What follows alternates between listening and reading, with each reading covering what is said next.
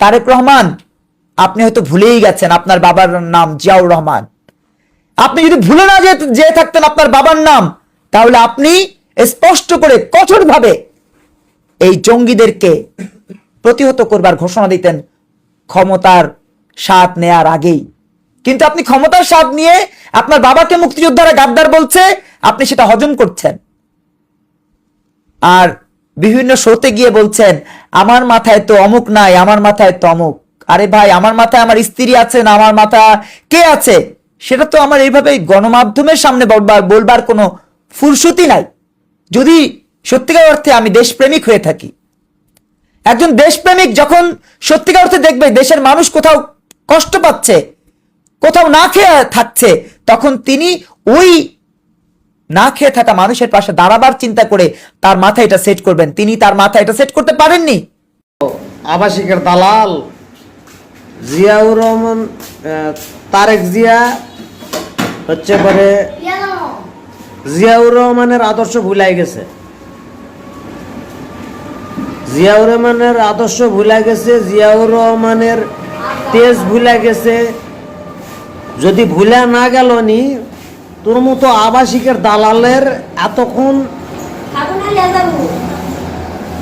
খুশা লারিবার করে ফেলালো নি। তোরা যেভাবে ইসলামের বিরুদ্ধে কথাবার্তা বলিস, তোরা দুই দানান্দে মাইগে, তোরা তো মুসলমান লয়, এটা আমি কনফার্ম। শুধু আমি না, বাংলাদেশের অনেকেই কনফার্ম। ঠিক আছে, তোরা ইসলামের বিরোধী, আর তোরা হচ্ছে পরে মুসাই ধর্মের এজেন্ট, সাথে সাথে ভারতের রয়েরও এজেন্ট। ঠিক আছে, তো এখন ঘটনা হলো তারেক রহমানের যদি হচ্ছে পরে শহীদ জিয়ার মতো যদি তেজ দেখাবার যায়, তাহলে মশা মেরা হাত নষ্ট। তুর্কের মতো এই চুনাপুটি এই আবাসিকের দালালের জন্য ব্যবস্থা গ্রহণ করার জন্য তারেক রহমানক লাগবে কেন?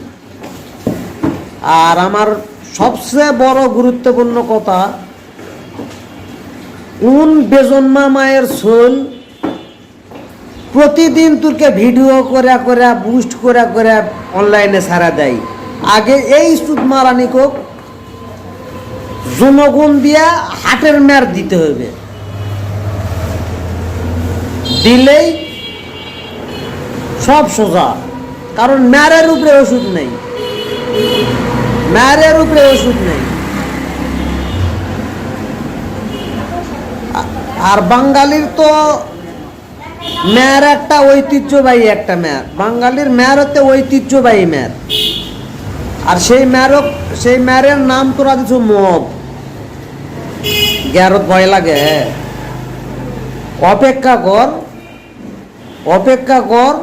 আর এই যে ক্যামেরাম্যানেরা আছে, মানে এই চ্যানেলের যে ওনার আছে, এরকে কপালে যে কোন পরিমাণ দুঃখ আছে, মাস্তান বসে থাকা ভিক্ষা করে খাওয়া ছাড়া তোরকে কোনো উপায় থাকবে না।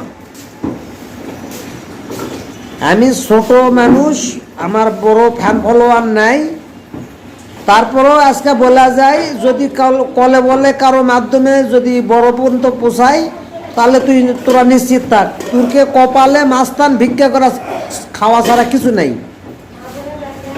ব্যানচুত সারাদিন ইসলামের পিছনে লাগা।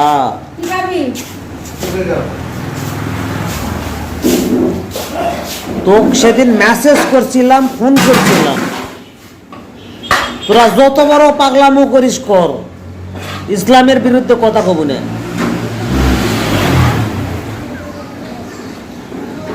মেসেজ করেছি, ফোন করেছি, তোকে গাও ডাকেনি, গাও ঢাকা মোথাম। জনগণের হাতে পিটন খেলেই তোকে সব ধরনের অসুখ সেরা যাবে। তখন ইসলাম ধর্ম ভালো লাগবে, নামাজও ভালো লাগবে, সব ভালো লাগবে।